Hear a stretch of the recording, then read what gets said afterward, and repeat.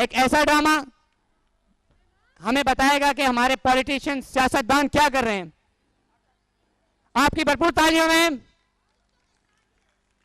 सारा और उसकी टीम।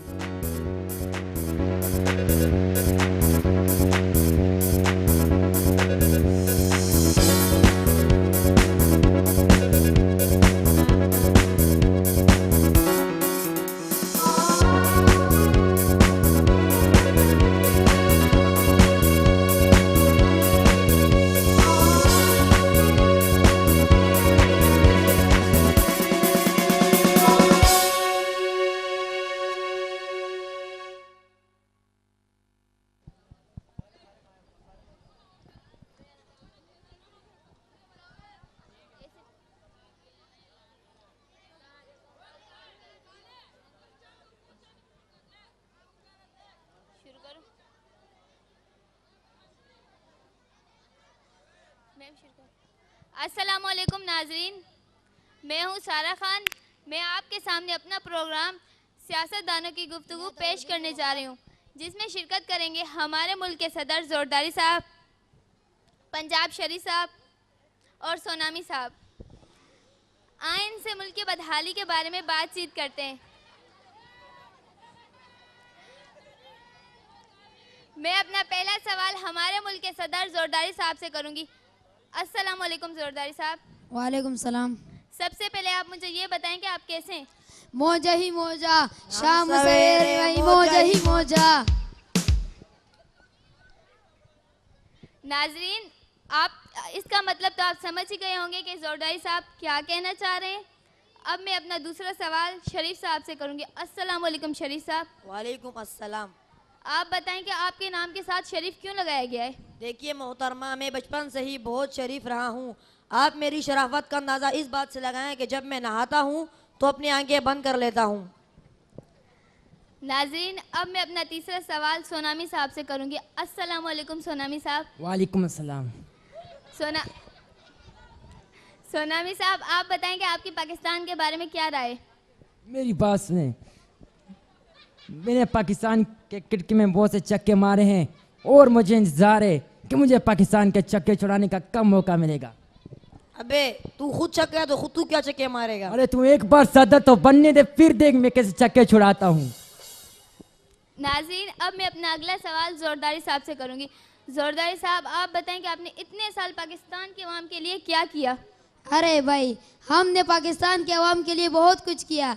बिजली ख़त्म की, गैस ख़त्म की, आटा महंगा किया, दालें सब्जियाँ वगैरह महंगी की ताकि आवाम को फ़ायदा हो।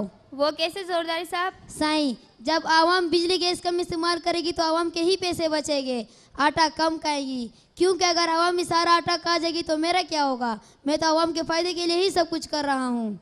नाजरीन, आपने देखा कि मैंने ज़ोरदारी साहब से मुल्क के हवाले से कुछ सवाल किया। अब मेरा अगला सवाल शरीफ साहब से। शरीफ साहब, आप बताएंगे आपने पाकिस्तान के अवाम के लिए क्या किया? देखिए मोहतरमा, मैंने पाकिस्तान की आवाम के लिए वो काम किए हैं जो कि ज़ोरदारी साहब ने भी नहीं किए होंगे। मैंने वो काम किए हैं जो कि इन्होंने भी नहीं किए। जैसा कि कुछ दिन पहले मैंने आवाम को लैपटॉप बांटे।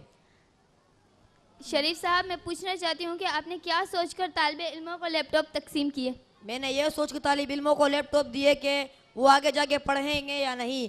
फारिग बैठने से अच्छा है कोई गेम शेम ही खेल ले, कोई गाने शाने ही सुन ले। अच्छा ज़ोरदारी साहब, आप बताएंगे सूरज किस तरफ से निकलता है? जहाँ ज़रदारी साहब का है।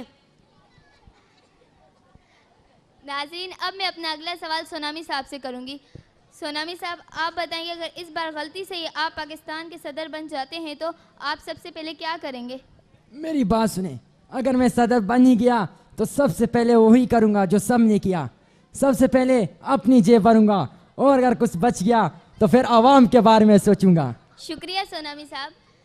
नाज़रीन, आपने देखा कि हमारे लीडरों के ख्यालात, उन सब की बातों से अंदाज़ा लगाया जा सकता है कि गुजरे हुए सालों में जितनी तरक्की हुई थी, आइंदा आने वाले सालों में इससे ज़्यादा तरक्की हमारा मुल्क करेगा। नाज़रीन, अब मैं आपसे जाने की इजाज़त चाहती हूँ। आप मुझे जाने की इजाज़त दें। अपना ख्याल रखना। खुदा हाफिज़।